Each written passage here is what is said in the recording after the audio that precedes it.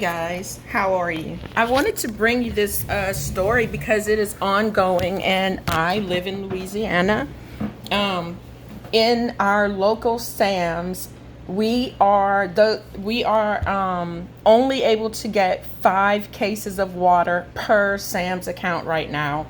So we went and got our 5 cases, and we're probably going to go back tomorrow to see if we can get 5 more, because they're saying that around the end of October, the SIL that the Army Corps of Engineers is building another one, because the saltwater has already gone over the first one that they built. They're trying to build another barrier, and they're thinking that it'll only last like 15 days. I made a video about it. Go listen to that video. But these around 2,000 residents in Plaquemines Parish have been relying on bottled water since June, after salt water infiltrated the area's drinking water supply. So it's already started. Generally, we will still see impacts to both Plaquemines and St. Bernard Parish in the month of October, Jones said, but we also see delayed impacts to the Algiers and Gretna facilities in late November. So that's in the New Orleans area.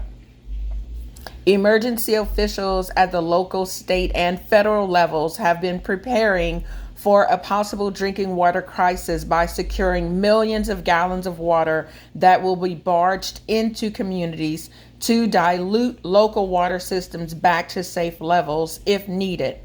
Reverse osmosis systems are being installed at certain water intake facilities, and officials in Jefferson Parish, which includes the cities of Gretna and Kenner, those are in the New Orleans area, you guys, are building a pipeline to transport fresh water from further upriver to one of the area's treatment plants.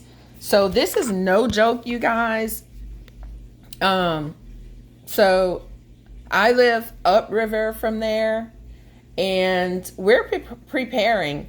And what's scared, we already had cases and cases of water, but what scared the heck out of me was going into Sam's to replenish some of our things that we had gone through, and seeing that we could only get 5 cases of water when there was no limit a week before.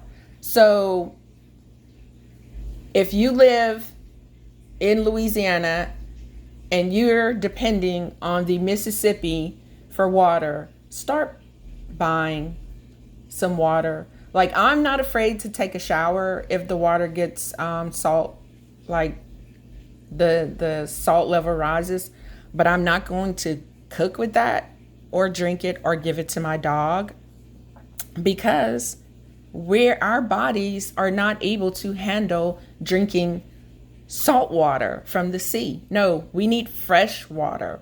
So, I don't know what people are going to do who have not already been stockpiling, who have not already, been thinking about this and saving up a little money to get ahead of this. I don't know what they're going to do, but it seems like the state or the federal government should help those who can't afford to go out and get, like the elderly for sure. Because in my opinion, this is a problem that they made. There was an article that said, because of all the dredging of the river to make it easier for ships to pass, so they dredged the river, like they go to the riverbed and they widen it and deepen it to make it easier for barges and ships to pass, which also, because the Mississippi is already below sea level, it allows more of the Gulf of Mexico, which is saltwater, to enter. And what exacerbated it and is causing an emergency now is not only the dredging, but also the lack of rain, that we've been in a drought. So now we have two things that are working against the river and allowing the salt water to back up into it. We're in a pickle, we're in a mess, and hopefully they find a solution. But you know, you guys, I always say, stay prayed up. I think we're living in end times. You can think I'm crazy if you want to, but with all of the things that we have going on in this world, all over the world, all at once, think about it. All right, you guys, let me know your thoughts. How are you preparing for everything that is going on? If you look in the stores, if you go in there right now today, they're understocked in almost everything in my area. I don't know how the stores look where you are, but in my area, if you're trying to buy beef or chicken, you are almost out of luck unless you want to pay a bunch of money for a piece of beef, okay? Anyway, let's talk about this in the comments. What is your strategy? If you're in Louisiana or Mississippi, what is your strategy to handle this? How have you been preparing? Let me know.